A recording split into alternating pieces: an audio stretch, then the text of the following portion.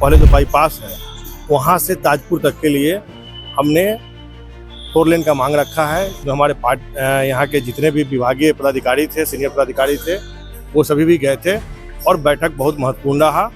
और बैठक के बाद उन लोगों ने विश्वास दिलाया है कि जो भी आपका विभाग का जो योजना आया है, निश्चित रूप से हम लोग उसको स्वीकृत करके भेजने का काम करेंगे। के डेट में AI वीडियो बना लेता है तो वो सब चीज़ तो होते रहता है। और निश्चित रूप से जैसे इसके पहले वाले 2020 के चुनाव में मेरे भी ID को हैक करके और लोगों ने मतलब पैसा मांगने का काम या फिर बहुत सारा ये किया, तो ये सब तो होते रहता है। AI का आज का डेट में कुछ भी संभव है।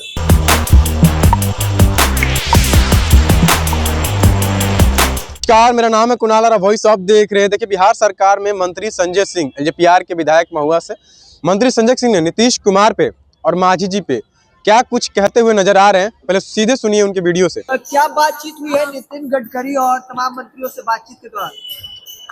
देखिए, नितिन गडकरी जी से महुआ, हाजीपुर महुआ मोड़ जो दुवटिया है, वहाँ से महुआ होते हुए मुजफ्फरपुर जाने के लिए, और वहीं से महुआ गांधी चौक से मुजफ्फरपुर का भी है, और महुआ से पहले जो बाईपास है वहाँ से ताजपुर तक के लिए हमने 4 लेन का मांग रखा है। जिस पे उन्होंने कहा है कि चूंकि यह अभी एसएच का है, यह रोड जो है एसएच में है, उसको कन्वर्ट करने में थोड़ा टाइम लगेगा, लेकिन उन्होंने आश्वासन दिया है कि उसको कन्वर्ट करा के लेकिन निश्चित रूप से हम देने का काम करेंगे। उसी प्रकार से खट्टर साहब के यहाँ भी गए थे, उनसे हमने महुआ में विद्युत के लिए ग्रिड की मांग की है, तो उन्होंने भी विश्वास दिलाया है कि निश्चित रूप से हम इसको अविलंब करते हुए और वहाँ पर भेजने का काम करेंगे। साथ ही हमारे विभाग का बैठक था जिसमें हमारे यहाँ के जितने भी विभागीय पदाधिकारी थे, सीनियर पदाधिकारी थे, वो सभी भी गए थे और बैठक बहुत महत्वपूर्ण रहा। और बैठक के बाद उन लोगों ने विश्वास दिलाया है कि जो भी आपका विभाग का जो योजना आया है, निश्चित रूप से हम लोग उसको स्वीकृत करके भेजने का काम करेंगे। जीतन राम मांझी ने एक बयान दिया जिसमें कहा कि 2700 वोटों से चुनाव हार रहे थे उनके अधिकारी से, उनको जिताया गया है। डीएम को फोन करके उन्होंने चुनाव जीता। देखिए, अब हमारा यही कहना है कि उनका किस प्रारूप में उन्होंने कहा है, अब तो यही बता पाएंगे, वो गार्जियन स्वरूप है, उनकी बातों को हम कुछ बोल नहीं सकते हैं, क्योंकि अब उन्होंने किस परिप्रेक्ष्य में ये बात बोला है ये मुझे जानकारी नहीं है। उन्होंने किया है कि उनके वीडियो के साथ छेड़छाड़ किया गया है। देखिए, वीडियो के साथ छेड़छाड़ तो मतलब कभी भी जैसे सोशल मीडिया पे है, कोई हैक कर लेता है, कहीं भी मतलब आज के डेट में AI वीडियो बना लेता है, तो वो सब चीज़ तो होते रहता है। और निश्चित रूप से जैसे इसके पहले वाले 2020 के चुनाव में मेरे भी ID को हैक करके और लोगों ने मतलब पैसा मांगने का काम या फिर बहुत सारा ये किया, तो ये सब तो होते रहता है। AI का आज का डेट में कुछ भी संभव है। लेकिन विपक्ष कह रहा है कि इसी सब चीजों से चुनाव जीते हैं आप लोग। देखिए, विपक्ष के पास ना कोई मुद्दा है, मुद्दा विहीन है विपक्ष। और विपक्ष को बोलिए कि पहले अपने नेता को देखे कि नेता कहाँ है।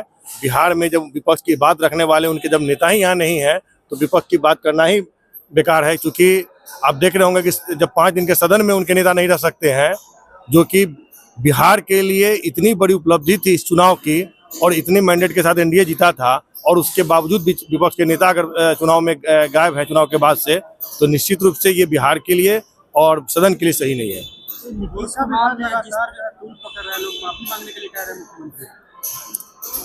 देखिए, इस पर हमने पहले भी कहा है कि माननीय मुख्यमंत्री जी के इसको जो विपक्ष मुद्दा जो बना रहे हैं वो पूरी तरह से निराधार है। मैंने पहले भी कहा है कि अगर कोई लड़की या कोई महिला आती है और कोई नौजवान रहते हैं, तो वो फूल हाथ में देंगे या फूल हाथ में लेंगे या फिर कोई भी चीज़ होगा, एक औपचारिक होगा।